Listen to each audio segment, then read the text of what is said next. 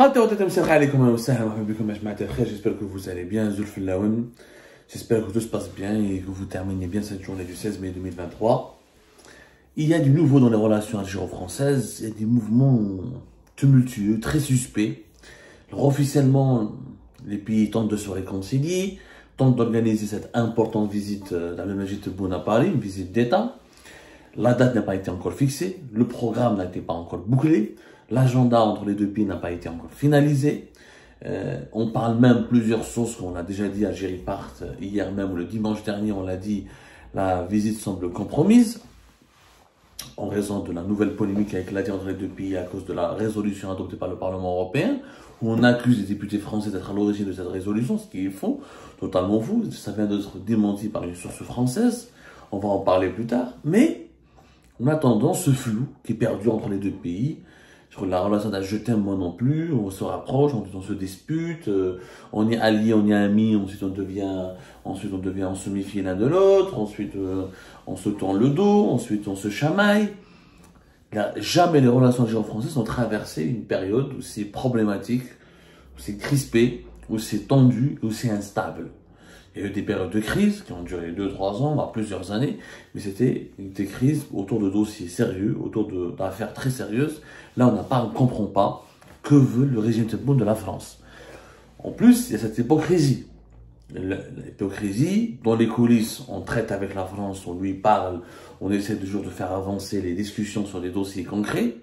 Et en public, on attaque la France, on la diabolise, et on fait croire à l'opinion publique algérienne et française que l'Algérie ne s'entend pas avec la France, qu'elle lui fait des reproches ou que les relations sont très tendues. La meilleure preuve de cette hypocrisie, c'est l'arrivée au port d'Alger du deuxième plus important navire de guerre français. La marine française a envoyé à Alger le 14 mai dernier, le dimanche 14 mai dernier, son deuxième plus grand navire de guerre. Il s'agit du porte-hélicoptère Le Tonnerre, qui est un porte-hélicoptère amphibie, c'est-à-dire il peut accueillir des hélicoptères qui opère à la fois sur la mer, au niveau de la mer, ou là sur terre. C'est quand même 22 300 tonnes à pleine charge. C'est le deuxième plus important navire de guerre de la marine française après le fameux et le célèbre porte-avions nucléaire Charles de Gaulle. Il a une longueur de 199 mètres, une largeur de 32 mètres. Il est impressionnant. C'est l'un des navires de guerre les plus importants dans toutes les marines occidentales. Il peut accueillir d'ailleurs selon les informations disponibles et publiées par la marine française, il peut accueillir une centaine de membres d'équipage. Il peut monter jusqu'à 200 et quelques. C'est vraiment un moteur, c'est vraiment un navire. Il fait la fierté depuis 2005-2006. Il fait la fierté de la marine française et sa puissance. Donc, comme il peut accueillir 160 à 177 officiers avec une possibilité d'embarquement qui peut aller jusqu'à 450 marins. C'est un navire de guerre assez puissant, très très puissant même, encore une fois, d'une redoutable efficacité qui a été testée par l'armée française dans le cadre des opérations de l'OTAN ou là dans le cadre des opérations de maintien de la paix sous l'égide de l'Union européenne et de l'ONU. Il est venu discrètement, les Algérois n'avancent pas un dimanche 14 mai, où ils chauffent un grand navire de guerre français au port d'Alger. Personne n'a communiqué là-dessus, et pourtant, une annonce a été faite par l'ambassade d'Alger, par l'ambassade de France à Alger, et par un porte-parole des forces navales algériennes, il s'appelle le lieutenant-colonel Slimane Defaïli, qui a dit qu'il s'agit d'une escale ordinaire ponctuée par un exercice de démonstration au profit d'une section des forces navales de l'ANP, de l'armée algérienne, qui doit embarquer à bord du bâtiment.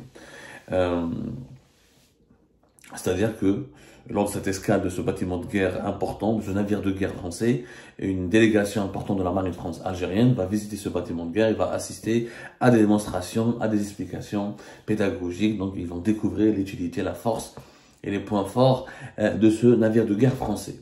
Alors, de son côté, l'ambassade de France à Alger, François Gouillette, a expliqué, il a fait un discours à bord du Tonnerre, il a fait tout un discours, donc il y avait une cérémonie pour l'accueil de ce bâtiment de guerre, de ce navire de guerre. Il a expliqué que dans la perspective de l'élargissement de la relation de défense souhaitée par les autorités de nos deux pays, donc ce navire de guerre s'inscrit dans le cadre d'un renforcement de la coopération militaire et sécuritaire. L'ambassadeur François Gouillette, l'ambassadeur français à Alger, explique aussi que l'un des objectifs et de développer l'interopérabilité qui est au cœur de la lettre d'intention signée par les deux chefs d'état-major français et algériens en janvier lors de la visite du général, du général d'armée Saïd Chengueleha, patron de l'armée algérienne à Paris. Rappelez-vous, il est resté 3 jours.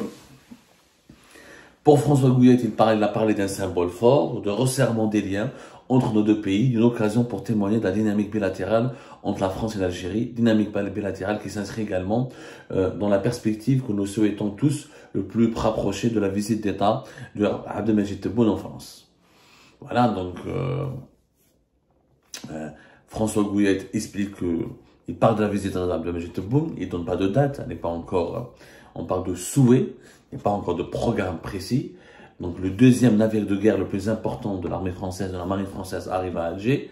Personne ne l'annonce, si ce n'est l'information passe inaperçue. Il n'y a pas eu de médiatisation autour de cet événement important, au regard de la cérémonie qui a été organisée à bord de ce navire de guerre en présence de l'ambassadeur de France à Alger.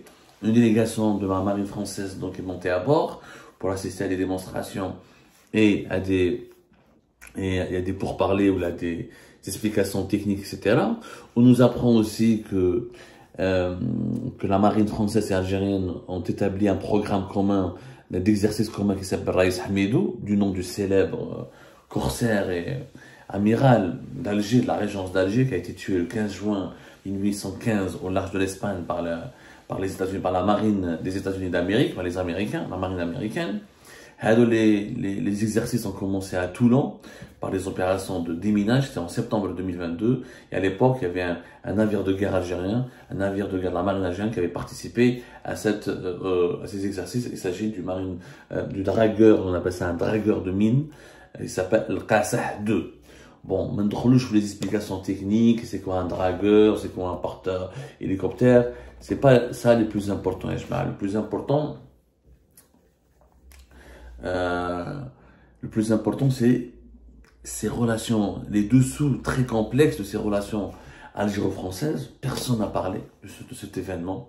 Pourtant, la France n'envoie pas son deuxième plus important navire de guerre comme ça gratuitement.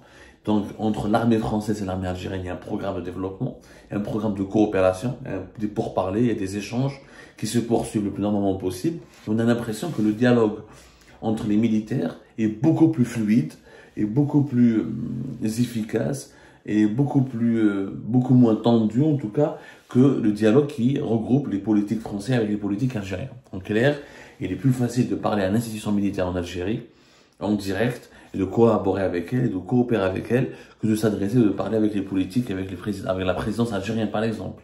En clair, la coopération avec Saïd Chengueleha passe mieux, se déroule dans de meilleures conditions et elle semble beaucoup plus efficace et elle semble qu'elle se développe nettement plus rapidement que la coopération voulue par Emmanuel Macron avec Abdelmajid Tebboune. Un décalage qui est curieux et qui en dit long sur la vitesse de croisière totalement différente opérée par l'institution militaire algérienne qui, elle, commence à avoir des rapports à l'international qui se développent. Saïd Chengueleha qui est parti en Russie, qui est parti aux Émirats, qui est parti en Égypte, qui est parti au Brésil récemment. Donc il est parti à Paris. Tebboune n'est pas encore parti à Paris. On voit aucun avancement concret concernant un dossier de coopération entre l'Algérie et la France. Par contre, les échanges militaires, la coopération sécuritaire et militaire est en train de se renforcer. Et il y a des choses concrètes entre les deux pays, en tout cas.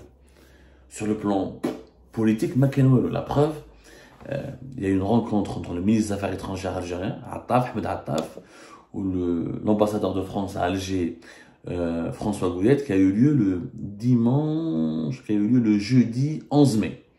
C'était le 11 mai dernier, où cette rencontre n'a même pas été médiatisée. Nous avons pu confirmer cette information. La voix, ni la PS, ni le ministère des Affaires étrangères n'en a parlé, ni Ahmed Attaf, quand il rencontre n'importe quel ambassadeur, allez voir la PS par exemple, tous les ambassadeurs, y compris des pays les plus lointains avec lesquels nous entretenons des échanges symboliques, toutes ces rencontres sont médiatisées, photographiées, diffusées par la PS, qui est l'agence de presse du gouvernement algérien, le bras médiatique officiel de l'État algérien, et c'est rendu public. Mais la rencontre avec, comment il s'appelle, l'ambassadeur de France, elle est passée inaperçue. Il y a un blackout. un blackout des médias officiels. وكأنه يا جماعة